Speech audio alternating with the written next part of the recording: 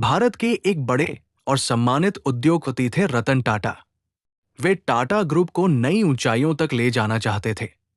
उनका सपना था कि भारत की कंपनियां सिर्फ देश में ही नहीं बल्कि पूरी दुनिया में अपना नाम बनाएं। शुरुआत एक बड़ा सपना। साल 1990 के आसपास भारत तेजी से बदल रहा था।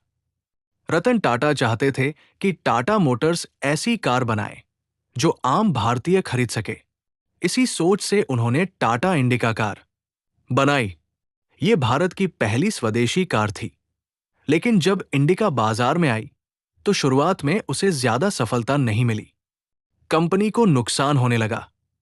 कई लोगों ने सलाह दी कि टाटा मोटर्स को कार बनाने का काम बंद कर देना चाहिए। अपमान का पल।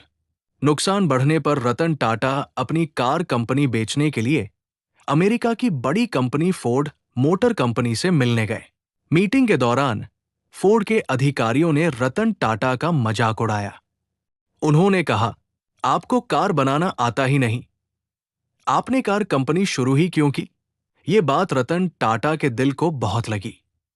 वे चुपचाप मीटिंग से लौट आए। लेकिन उस दिन उन्होंने ठान लिया कि वे हार नहीं मानेंगे। मेहनत और बदलाव। भारत लौटकर रतन टाटा ने अपनी टीम के साथ मिलकर कारों में सुधार करना शुरू किया।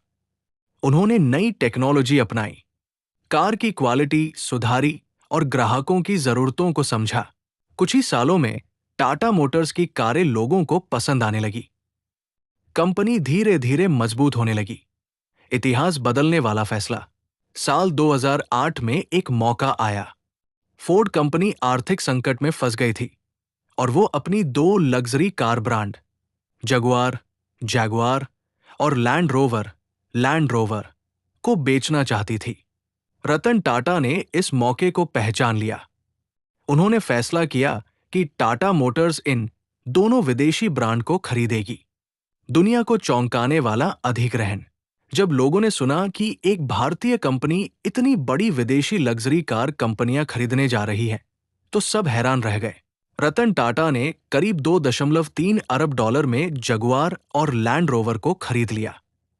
ये भारतीय उद्योग के इतिहास का बहुत बड़ा कदम था। सम्मान का पल। जब डील पूरी हुई तब फोर्ड कंपनी के अधिकारियों ने रतन टाटा से कहा, आपने इन ब्रांड को खरीदकर हम पर बहुत बड़ा उपकार किया है। ये वही कंपनी थी जिसने कभी उनका मजाक उड़ाया था। लेकिन रतन टाटा ने कभी घमंड नहीं किया। उन्होंने शांत और विनम्र रहकर काम किया। सफलता की नई कहानी। रतन टाटा और उनकी टीम ने जगुआर और लैंड रोवर में कई सुधार किए। नई टेक्नोलॉजी, बेहतर डिजाइन और मजबूत मार्केटिंग से ये ब्रांड फिर से सफल हो गए। आज जगुआर और लैंड रोवर दुनिया की सबसे प्रसिद्ध लग्जरी कार कंपनियों में गिनी जाती है और ये टाटा मोटर्स का हिस्सा है। सीख। रतन टाटा की ये कहानी हमें सिखाती है, अपमान को कमजोरी नहीं, ताकत बनाना चाहिए। धैर्य और मेहनत से बड़ी सफलता हासिल की जा सकती है। सच्चा नेता वही होता है जो मुश्किल समय में भी हार नहीं मानता। अंत। रतन टाटा ने साबित कर दिया कि भारतीय कंपनियां भी दुनिया में सबसे आगे जा सकती है। उनका साहस, धैर्य और दूरदर्शिता आज भी लोगों को प्रेरणा देती है।